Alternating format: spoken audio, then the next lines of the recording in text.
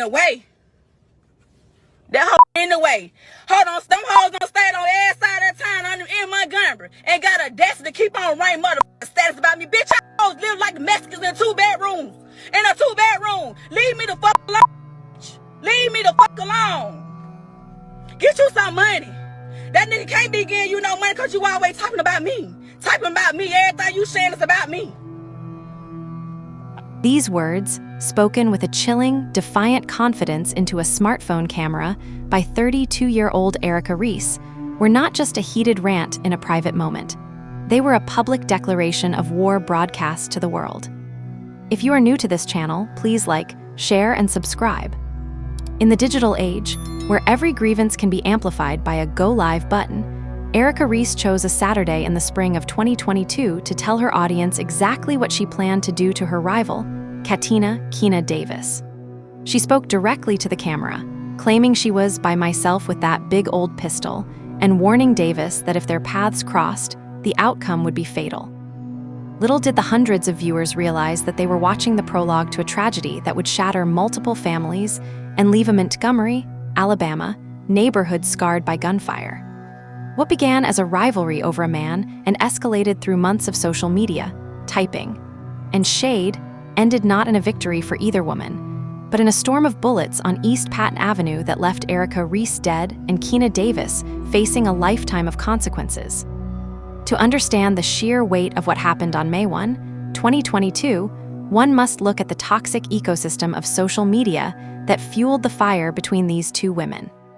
Erica Reese was a Montgomery native known for her bold, outspoken personality, a woman who friends said was deeply protective, but also unafraid of confrontation. Karina Davis was equally prideful, a woman who reportedly would not back down when challenged. At the heart of their dispute was a man they had both been involved with, a common point of contention that transformed jealousy into a public spectacle.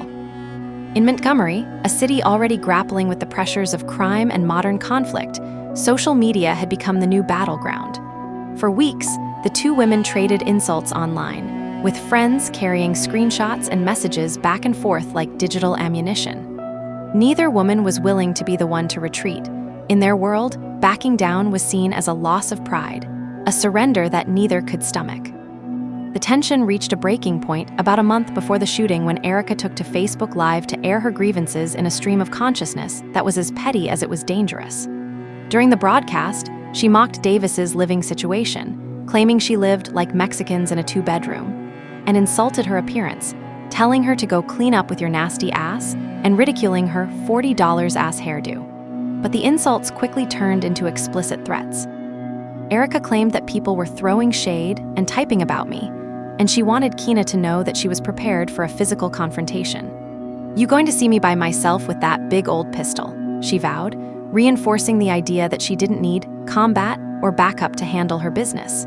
The video was not just a warning.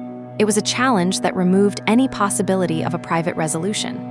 By declaring war in front of an audience, Erica Reese set a countdown to tragedy in motion. As April 2022 drew to a close, Montgomery was settling into another weekend, unaware that the simmering feud was about to boil over.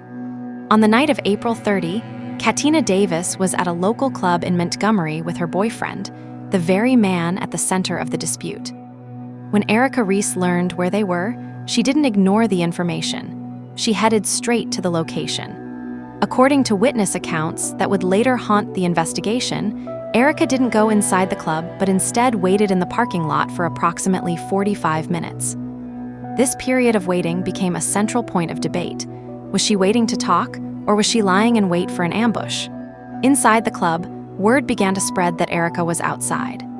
Friends of Davis, including a woman named Brittany, became increasingly worried. Brittany later claimed she sensed the building tension and repeatedly begged Karina to stay inside or leave through another way to avoid the confrontation she felt was inevitable. Despite the warnings, Karina Davis eventually decided to leave the club.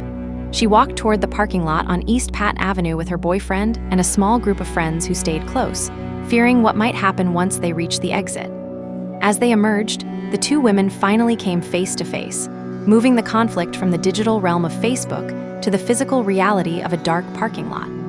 What happened in the seconds that followed is one of the most disputed parts of the case. According to Brittany and other supporters of Davis, it was Erica Reese who approached the group while armed and raised her gun first. They characterized the situation as a kill or be killed scenario, suggesting that Karina Davis acted in self-defense against a woman who had publicly vowed to end her life. However, others questioned this version of events, noting that the chaos of the night made it difficult for anyone to be certain who initiated the violence. Regardless of who drew first, the result was a burst of violence that shattered the quiet of the neighborhood. Residents nearby were startled awake by the sharp crack of gunfire, some freezing in their beds while others rushed to their windows. When the shooting stopped, the scene was one of total devastation. Erica Reese lay on the ground, fatally wounded by a gunshot. 2 other people had also been caught in the crossfire: an adult male who suffered life-threatening injuries and another adult female who was wounded but survived. Emergency calls flooded dispatchers as witnesses tried to explain the horror they had just seen. Within minutes, Montgomery police arrived to find a scene filled with fear and unanswered questions. The area quickly cordoned off with yellow crime scene tape. Investigators immediately realized this was not a random act of violence. The history between the women was well known, and it didn't take long for Erica's Facebook Live video to become a centerpiece of the investigation. Detectives reviewed the footage line by line, seeing it as crucial evidence that documented the intensity of the feud and the seriousness of the threats. Forensic teams worked through the night, marking shell casings and collecting ballistic evidence, while detectives interviewed witnesses whose memories were still fresh. The digital trail left by both women, the posts, the shade, and the public challenges provided a roadmap for the authorities. Within hours of the shooting, police announced the arrest of 31-year-old Karina Davis. She was booked into the Montgomery County Detention Facility and charged with murder for the death of Erica Reese, along with first-degree and second-degree assault for the 2 other victims. The legal proceedings that followed were marked by controversy from the very beginning. Initially, Davis's bond was set at a staggering $1,545,000, a number that reflected the severity of the charges and the fact that 3 people had been shot. However, during a subsequent bond hearing, District Judge Pamela Higgins made a decision that sparked public outcry and left Erica's family feeling betrayed. She reduced the murder bond from $1.5 million to just $150,000. With the assault bonds remaining at $45,000, Davis was able to secure her release for a total of $195,000 while awaiting trial. For Erica's family, this reduction was a deep wound, a moment where it felt as though the life of their loved one was being undervalued by the justice system. The decision sparked a broader conversation in Montgomery about accountability and fairness in the face of violent crime. As the case moved toward trial, the community of Montgomery was forced to reflect on the ripple effect of the tragedy. This was not the first time the Reese family had dealt with such a loss.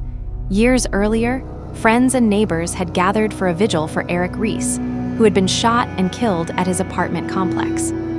The recurring theme of gun violence in their lives made Erica's death even more poignant. For Erica's children, the reality of growing up without a mother became a heartbreaking permanent fixture of their lives. Meanwhile, the online feud had transformed into a courtroom battle, where every word spoken on Facebook Live was scrutinized by a jury.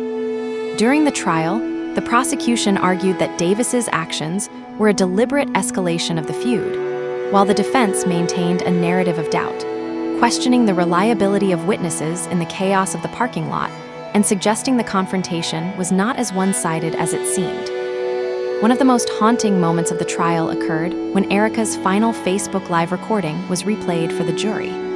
Hearing her voice echo through the courtroom, making the very threats that preceded her death, served as a grim reminder of how quickly life can change.